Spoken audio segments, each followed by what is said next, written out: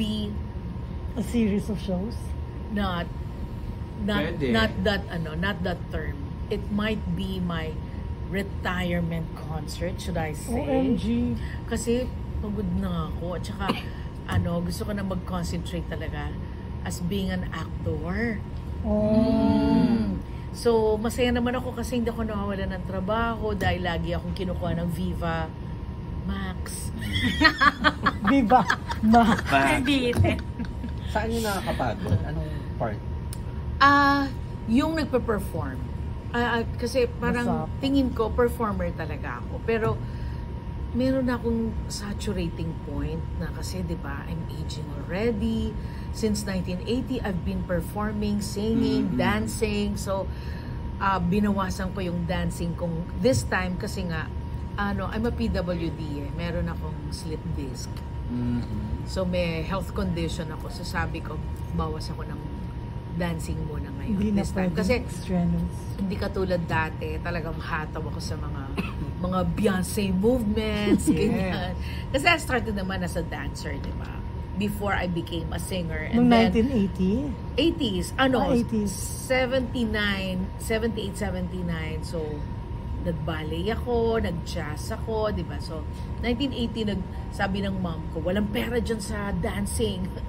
Di mag-singing ka.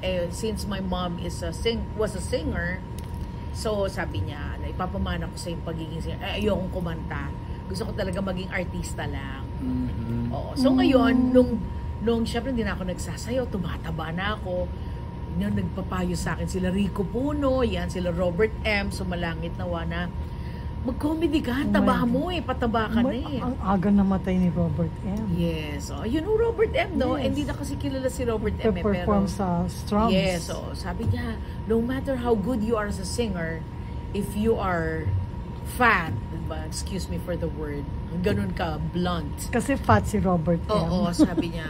Pero magaling din siya kumanta, diba? Pero singer siya talaga. Singer siya talaga. Nag-comedy din siya. So sabi niya, you have to inject comedy in your gags, in your gigs. So sabi niya, kailangan mag-gag ka, gumawa ka ng paraan para mapansin ka kasi kahit ang galing-galing mo kumanta, kung mataba ka, wala yan, baliwala yan. Oo. So, I started doing comedy with the help of Rico Puno, and one of my mentors also was RP and the Multivitamins. He's an influencer and ano tawag dito, advocate ng mga bata na gustong mag-aral na hindi nakakapag-aral. So ito yung Feed Hungry Minds, if you know him. So siya isa sa mentors ko yan. Natutunan ko dyan ng comedy. Aside from Rico Puno. Si Kuya Rico naman kasi sobrang basto. So, ibang humor nun. Ibang humor SLN. So, tinatawag nila ako dating babaeng Rico Puno. O nandiyan din si Giselle Sanchez. So, parang when I became a Christian, sabi ko parang hindi na maganda. Parang dapat I should be a good testimony as a Christian. So, nagbawas ako ng green jokes. Nagkaanak pa ako. So, sabi ko, ayokong makita to ng anak ko na sobrang bastos ako. So, how old is your son now? No, my daughter. She's 12 sorry. years old. So, ngayon, parang ako, sabi ko, kailangan, kung mag-green man ako, to the edge, alam mo yung malapit ng mahulog, bastos na gano'n. So, yun, hanggang sa, that tamer na yung yung green jokes ko, hindi na gano'n ka. Even on stage? Oh, yeah. When was the last concert that you I think that was February 2019 with Eric Nicolas. Before the pandemic. The Funny Man of the Universe. Yun. That was before the pandemic. That was the title? No. The title was parang Funny Valentine something. That was my last that was my last show before this one. Kasi 'di ba pandemic. So yun, medyo hindi naman ako nangangapa, pero parang napapagod na ako. So sabi ko, this might be my last concert kasi very hands-on ako dito sa show na to. I do the marketing also, I do the ticket selling kasi parang na-miss ako ng mga tao ng mga friends ko na parang hindi na kasi ako nakakapag-perform yung ganyan. Tapos, ako yung sa sponsorship kasi syempre kakilala ko yung mga kumpanya, yung ganyan. Ng braso ka. Ng braso ako. Tapos, But who's producing the show? It is EV Music Corporation and then Viva EV. Artist. Oo. Pero, parang ang Viva beneficiary ako din kasi, yun nga, I'm a single mom. Tapos, PWD pa nga ako, yung ganyan. So, parang ako, gusto ko bang makabawi sa sarili ko na, kasi I'm a very generous person. So, lagi kong iniisip ibang tao, lagi akong generous ako, in a sense na, yung isusubo mo na lang, ibibigay mo pa sa iba. Parang sabi ko, this time, parang gusto ko namang magbigay sa sarili ko. Yun. So, I want to thank Viva Artist Agency for helping me out, for supporting me. And of course, EV Music Corporation, yung musical director ko kasi tsaka yung asawa niya. Sila yung parang isa sila sa naniniwala sa talent ko. Oo. So sabi nila, siguro Marisa, it's high time that you do a show again. Sabi nila. O sige nga, why not, 'di ba? Pero parang siguro nga redundant na yung sinasabi ko. Parang yun nga kasi nga, parang nagkakaedad ka na, di ba? So parang last na to. Baka may questions naman kasi kayo. Parang last na. Oo kasi nakakapagod. Retirement na iniisip niya. Ang strong word kasi nung retirement. Oo. Kasi you know why? Gusto ko mag-concentrate Sa talaga acting. sa acting. Hindi ako recognized as an actor. Exactly. Oo. Parang ang hirap magyabang. I know that I'm a good actor, but I am not being given the meteor role. Parang lagi akong cameo, laging 1 day, 2 days. Gusto ko naman... Hindi, okay lang yung comedy. Pero kasi, when I say cameo, mapa-comedy or mapa-drama yan, laging 1 day lang, yung ganon. So parang, gusto kong mag-focus. Baka, I still have a room to improve, alam mo yun. Pero I know for a fact that, I've been doing this for how many years already since I started in theater. So parang I'm confident that I am a good actor. Mas confident pa nga akong actor kaysa singer. Kasi sa singing, pumapalya na ako. Kasi syempre when you age nga, di ba? Oo, nagpapalya ka din, bumababa rin yung range mo, yung voice range mo, bumababa yan kasi nagkakaedad ka. Unlike in acting,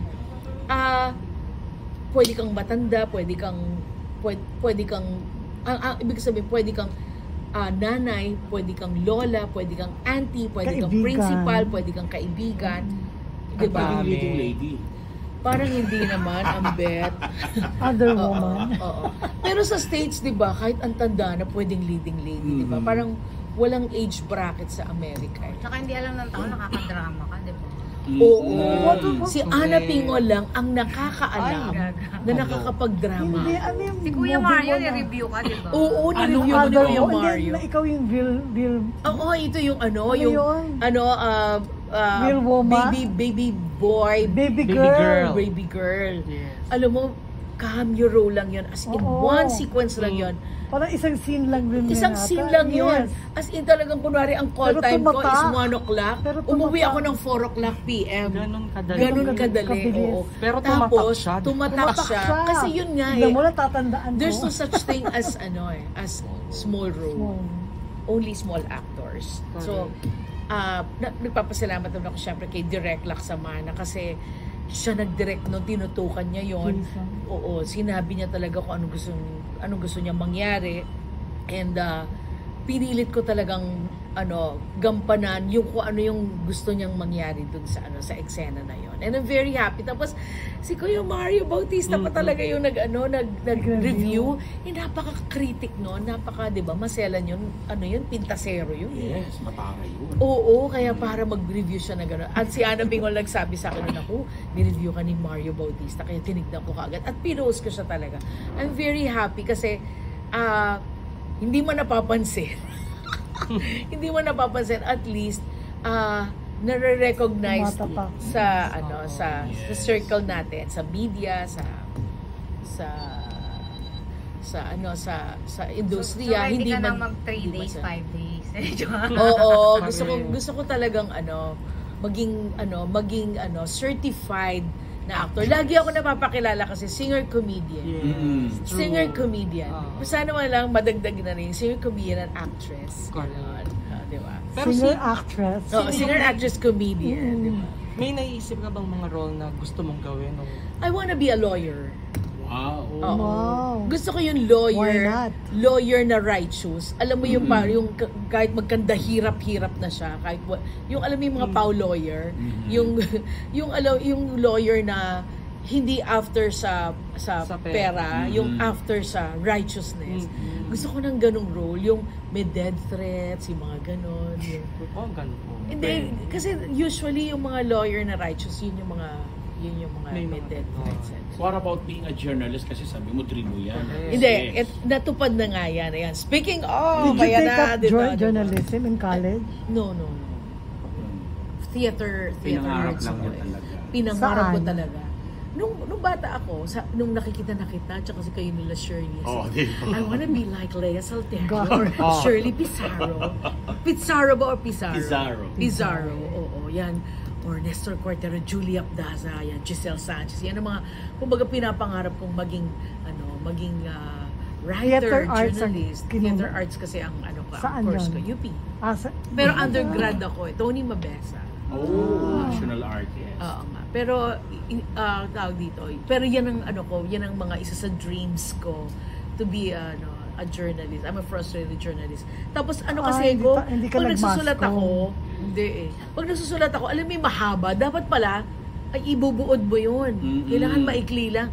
Eh di ba yung ibang mga writers, yan, ang gagaling magsulat, ibang maiikli lang, pero nandun na lahat. Pak! Yung gano'n. Ganun ang gusto ko. Kasi mahaba ako magsulat. Novelist ka, hindi Novelist. journalist. Novelist ako. Or ACS. Okay. So, yun. So, Gina Marisa Tagasa. Yeah. Oo, ganyan. Okay. So, yun. Tapos, hindi naman perfect ang English ko. Mahina ako sa prepositions. Yan. Kaya ako tinawag yung sarili kong frustrated journalist.